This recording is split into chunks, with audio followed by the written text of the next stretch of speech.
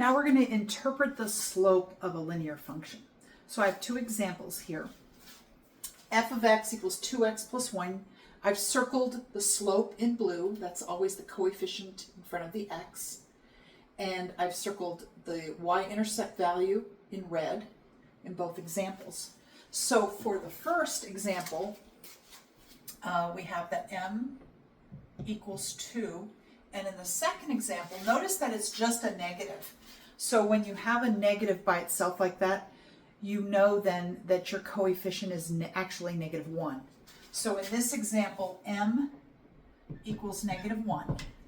Now if we look at the intercept values, the y-intercept value is 1. So we say b equals 1. And then we have, in the second example, b equals 5. I've represented each of the linear functions in 3 ways. This is symbolic. Here we have numerical representation, and here we have graphical representation. So let's take a look at what is happening here with our numbers. Notice that x is going up by 1 value. We have x going from 1 to 2, 2 to 3, 3 to 4, and 4 to 5. And that is constant. So x is, when we go from one point to the next, it's going up by 1. And then the corresponding y value, notice, is going up by 2. So from 3 to 5, it's increasing by 2. And then from 5 to 7, it's increased by 2. From 7 to 9 also. And from 9 to 11. Whereas with the x values, they're increasing by 1.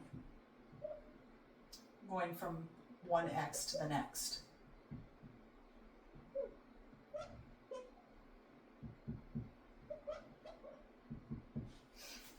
That tells us that the rise, remember, y refers to the vertical direction or the level of the function, and it's rising by 2 every time we move along with a run of 1. So the rise over the run, let me get my blue marker,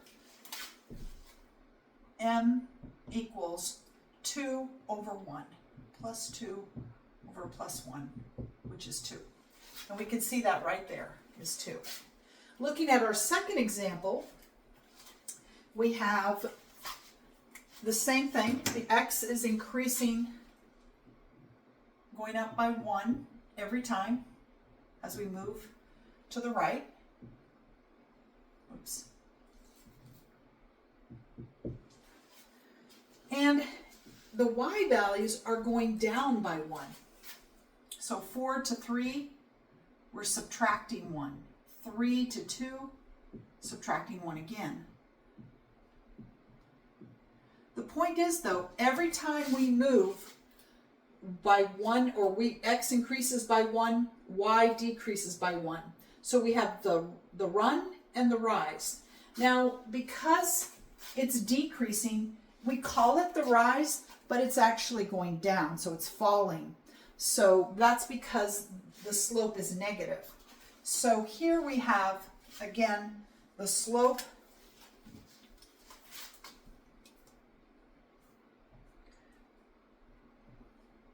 minus 1 over 1, or -1, and that's exactly what we observed here. So you can observe or calculate the slope from your table of values, or you can look at the symbolic representation. Now let's look at the graph. Here you can see very clearly that as we move in the positive x direction, in other words, we're increasing our x values as we go from 0 to 1. Here's the intercept at b equal 1, or y equal 1 is the intercept. And then as we go 1 value over in the x direction, we go 2 values up in the vertical direction, or the y direction. So it's a slope of positive 2. And the function is increasing. The values of y are getting larger as the values of x are getting larger. Here, however, you can see that the values of y are decreasing or going down as x gets larger. So as you move from this point here, you're going in the X direction, your run is jumping 1 point over. You're going 1 point in the X direction, and then the Y direction, you're going down by 1. So you're decreasing by 1. So as X increases this way, the Y value, and so your next point or your next level is down here. So you have a negative slope. So notice the slant of the lines. The increasing is slanted this way and the decreasing is slanted that way. And that's because we read left to right. We do that in math as well. So as we're going this way, the values of Y are getting larger, and as we go this way from left to right, here, the values are getting smaller. So this is increasing and this is decreasing. Increasing and decreasing. And you'll notice that's true for all increasing lines. They're with positive slope, they're slanted this way, and all decreasing lines are slanted this way.